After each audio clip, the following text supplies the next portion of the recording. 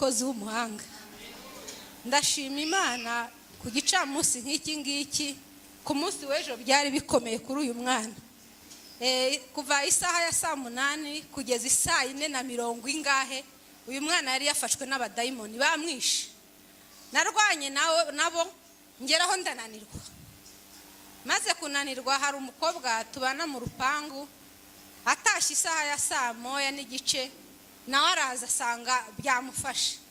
Noneho ndamubwira nti mbabarira umbwire nimero za pasiteri wa Patmos muhamagare adutabara dukiriza umwana kuko ndabona bikomeye. Uyu mwana abadayimoni baramuzunguje, ni umwana wa murumuna wanjye. Baramuzunguje baramwica, ejo ndwana nabo birananira, ngezeho n'ubwoba bukaza.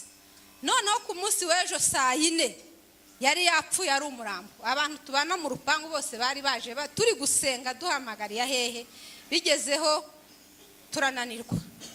Noneho isaha ya saa 4 duhamagaye umushumba, aratubwira tubungiye kubwiriza, ningera Rayo TV mumpamagare ndamusengera.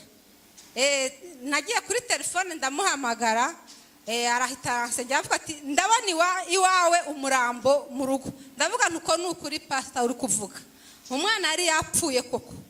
Noneho arambwira ati uri Mukamwezi? Ndavuga nti yego. Arangije ati mpereza uwo mwana tuvugane. Ndamumuhereza uyu mwana baravugana. Arangije ati tera haleluya ishure 3.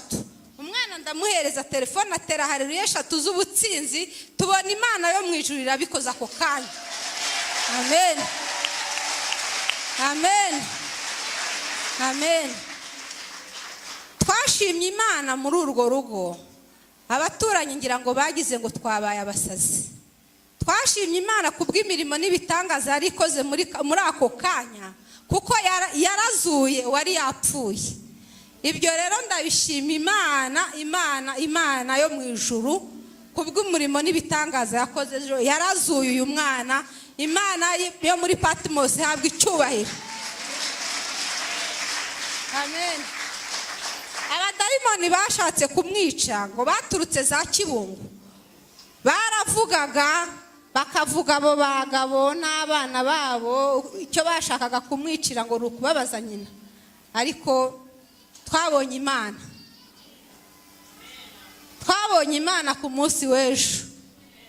Twabonye Imana, ndacyabivuga kubera ko byari bigoye kandi byari bikomeye, urugamba rukomeye cyane, ariko Imana yarahabaye. Niyo mpamvu rero mpagaze hano nshima Imana. Mushumba, Imana ibaho umugisha, amavuta n'imbaraga, mwarakoze cyane. Amen. Muhena wavu. Haleluya! Haleluya! Haleluya! Imana ishimwe cyane, yaranyijije nanjye narayibonye. N'ubu ngubu mpagaze hano nyishima. Ibitangaza yankoreye ntabwo nari nzi yuko byabaho. Ni ukuri nari mpfuye neza handi abantu bagera bagasezera, nadashobora kuvuga aho byambwiraga ngo nimfate ibintu ninige, ngafata ibintu byose nkiniga.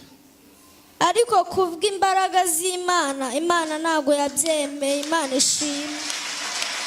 Pastor ndagushimiye, waranabaye bihagije. Imana igumuke. Amen.